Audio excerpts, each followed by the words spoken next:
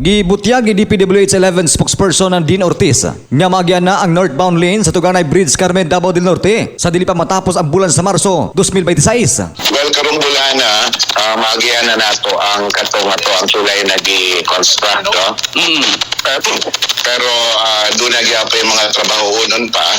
Kasama na lang dito sa katong curb o katong overpass na nagpadayon gyapon sa karon. Pero what is important is pagihan na nato ang tulay within this month. Gipamahayag kini ni Ortiz atol sa interview sa programang Bullseye sa XFM Dagom ni katropang Ardel Cortez Miyerkules sa buntag, Marso 4. Matod ni Ortiz nga sa ikatulong simana o katapusang bahin sa bulan sa Marso, hingpit nang magiyan ang maong tulay. Apat na doon na pipila ka mga padayong gitrabaho na sa curb nga bahin o ang overpass alang sa luwas nga dalan sa mga residente, hilabi na sa mga estudyante, patabok. Apan iyang giklaro nga nana sa 90% aron matawag nga hingpit ka natapos ang mga proyekto nga gisugdan ni atong 2021. Well, kanang a little over 90% na humana nato na.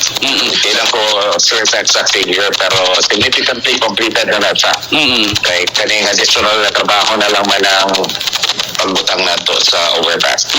Dugang sa tipamaba sa DPWH 11 nga sa gayon nga ablihan na ang northbound lane sa maong tulay, ana sa 6 lane nga maghatag og luag nga dalan alang sa mga motorista. Samtang sa aktual nga pagsubay sa XFM Dagom News Team sa naisugutang tulay, nagpadayon ang pagtrabaho sa nabiling kabahin sa maong proyekto o pag-clearing aron hapsay ang pag-abli alang sa mga lumalabay. Kahinumduman nga nahimong kontrobersyal ang Tuganay Bridge og miani kini og mga pagsuway tungod kay dugay kining nahuman tungod sa mga kakulian nga may resulta og grabing traffic apan sa dili madugay 100% na kini magyan sa publiko. Para malami ang ngisi, magsanton vitamin C alang sa nakahiusang Pilipino para sa Pilipinas, katropang Lar Sanyol, XFM News.